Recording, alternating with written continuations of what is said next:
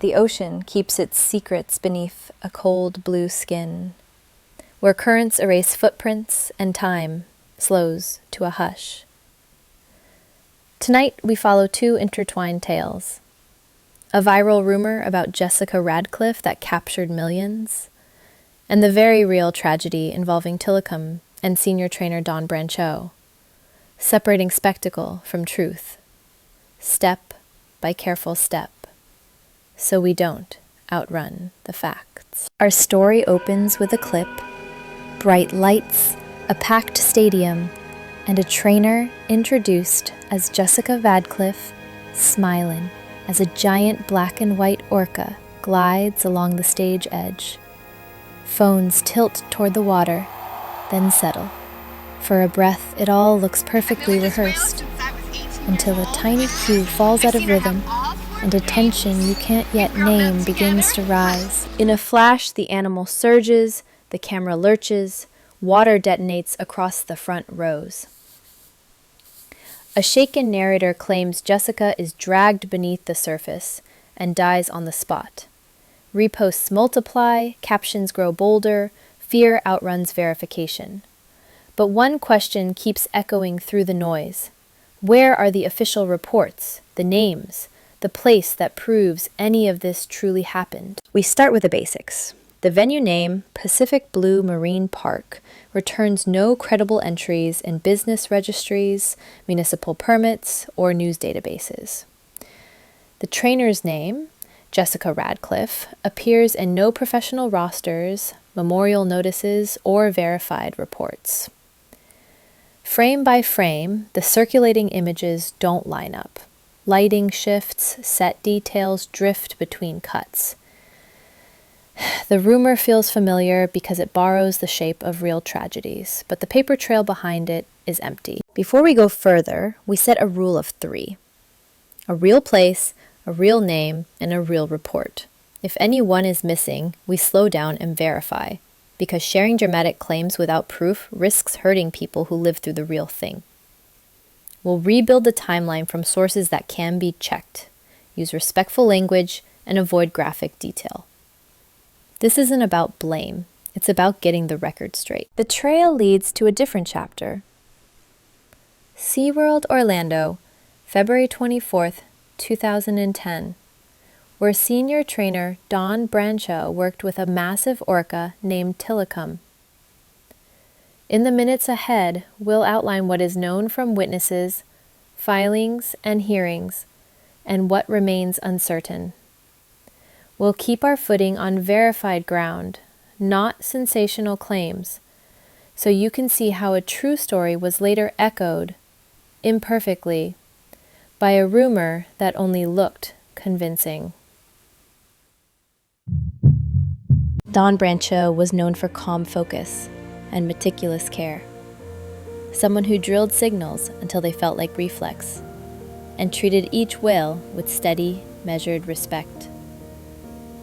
Her job lived where choreography meets judgment under pressure, reading posture, breath, and speed, while keeping guests safe and animals engaged. What follows isn't speculation. It's a careful outline drawn from witnesses and filings, so we don't confuse a working professional's reality with a rumor that only looked convincing. Tilikum's sheer scale set the stakes. Over 6.5 meters long and weighing several tons, power that demands distance, structure, and restraint. Records also point to earlier fatalities tied to captivity in the 1990s, a reminder that risk climbs inside enclosed arenas while fatal attacks in the wild remain exceedingly rare. The aim isn't to cast villains, but to understand the conditions shaping behavior when spectacle and safety intersect. On show days, timing is everything. Handlers review cues, confirm platform positions, and note who speaks on comms. The audience sees rhythm and spectacle. Staff watch micro details, tail angle, glide speed, how a turn sets up at the rail. Most minutes pass exactly as planned. But live work has edges. A missed beat or crowded line can demand judgment in a single breath. That's where procedures matter most. From the stands, the sequence looks routine. A glide along the rail, a clean turn, a station at the platform. But staff watch smaller signals: the angle of the tail, a half-second hesitation before a cue, how the body lines up at the edge. Live work compresses time. What feels like minutes is often seconds, and judgment must land exactly where instinct begins. Then the rhythm slips. A close approach shortens a margin that's normally wide. A rail turn feels tighter than expected. In water, small changes add up fast. Handlers switch from performance timing to safety timing, voices on comms, eyes tracking speed and position, plans rearranging on the fly, because procedures exist for exactly these rare, high-stakes moments. When a threshold is crossed, response layers begin. Call-outs, repositioning, clearing the immediate deck, preparing gates and long poles. The audience senses stillness, but in the headsets, every second has a job. Buy time, create space, and steer a moving situation back toward control without adding risk. As the scene stabilizes, the quiet feels heavy. Inside, staff debrief what just happened. Outside, guests trade guesses in low voices. We won't fill the silence with speculation. We'll follow what records say and where they stop, because accountability lives in details, and compassion in how those details are told. When the incident ends, the questions begin. Could distance have been wider? Barriers stronger? Timing stricter? A workplace and a community look inward while the public looks on. We keep the language respectful and stick to verifiable points, because getting the record right matters to everyone who is there. Investigations review training logs, platform choreography, and prior incidents linked to captivity, while reminding us that fatal attacks in the wild are vanishingly rare. The point isn't to condemn a whole world, but to weigh conditions, space, stress, and proximity. Understanding the difference between a stadium pool and an open ocean pod is where better decisions begin. Set the day inside a longer timeline. Years before 2010, captivity had already logged tragedies. Years after, the conversation would reach hearings and policy tables. We don't need graphic detail to see the pattern. Scale, closeness, and the compressed time of live work create thin margins. When the public asks, "How did this happen?" investigators answer with dates, logs, and procedures, so changes can be built on facts, not fear. Inside the arena, the trust between humans and orcas drew crowds. Precision, timing, the choreography of cues.